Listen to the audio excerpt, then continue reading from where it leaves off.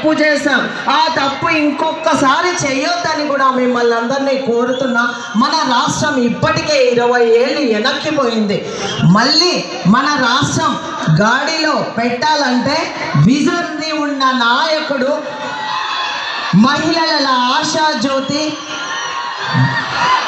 యువత ఆశాజ్యోతి అయిన నారా చంద్రబాబు నాయుడు గారు ముఖ్యమంత్రి అయితేనే మన రాష్ట్రానికి మళ్ళీ పూర్వవైభవం వస్తుంది. మీకు అందరికీ తెలుసు, ఈ జగన్ రెడ్డి పాలనలో అన్ని వర్గాల ప్రజలు ఈరోజు నష్టపోవడం జరిగింది. రైతులైతేనేమి, యువత అయితేనేమి, మహిళలైతేనేమి, ఒక్కరేమి ఉద్యోగస్తులైతేనేమి ప్రతి ఒక్కరూ నరకం చూస్తూ ఉన్నారు. ఎప్పుడు ఎలక్షన్స్ వస్తాయా, ఎప్పుడు తెలుగుదేశం పార్టీని అధికారంలోకి తెచ్చుకుందామా, నారా చంద్రబాబు నాయుడు గారిని ముఖ్యమంత్రి చేసుకుందామా అని రాష్ట్ర ప్రజలంతా ఎదురు చూస్తూ ఉన్నారు.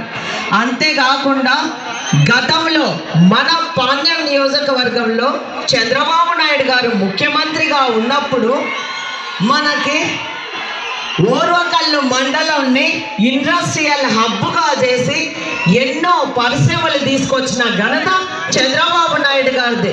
ఈరోజు మన కర్నూలులో ఎయిర్పోర్ట్ ఉందంటే దానికి కారణం చంద్రబాబు నాయుడు గారు. అంతేకాకుండా మనకి ఈరోజు సోలార్ పవర్ పార్క్ వచ్చిందంటే దానికి కారణం చంద్రబాబు నాయుడు గారు. DRDO అయితేనేమి, అలాగే జైరాజ్ ఇస్పాత్ ఉక్కు పరిశ్రమ అయితేనేమి ఎన్నో పరిశ్రమలు తీసుకొచ్చి ఈరోజు మన యువతకు ఉద్యోగ ఉపాధి అవకాశాలతో పాటు మన పొలాలు రేట్లు కూడా బాగా తీసుకొచ్చిన ఘనత నారా చంద్రబాబు నాయుడు గారిది. ఈ ప్రభుత్వం వచ్చిన తర్వాత ఒక్క పరిశ్రమ వచ్చిందా మన ఓర్వకల్లికి? మన ఓర్వకల్లి ఇండస్ట్రియల్ హబ్.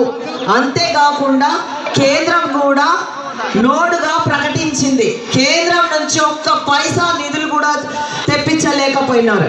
అంతేకాకుండా ఈరోజు మేము ఒకటే కోరుతా ఉన్నాం, మళ్ళీ మీరు వస్తేనే మా నియోజకవర్గం ప్రగతి పదంలో నడుస్తుంది.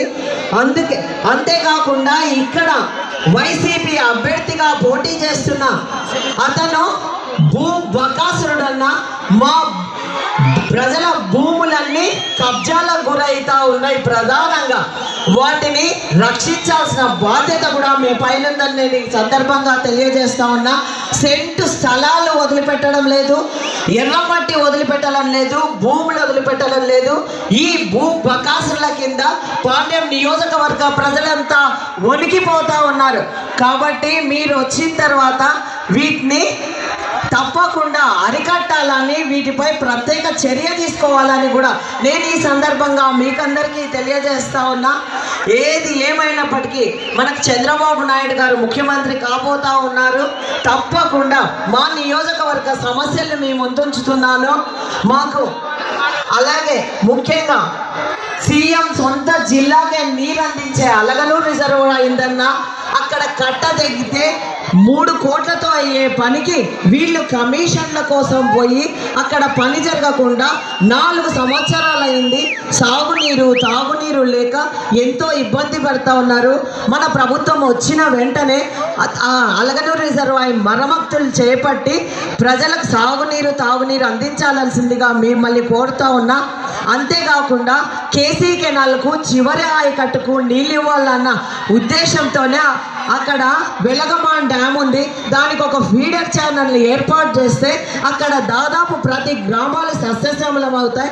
కాబట్టి అది కూడా చేయాల్సిందిగా మిమ్మల్ని అందరినీ కోరుతున్నా. ముఖ్యంగా మాకు ఈ 16 వార్డులు మాకు ఈ కర్నూలు పట్టణంలో మాకు పాణ్యం నియోజకవర్గంలోకి వస్తాయి.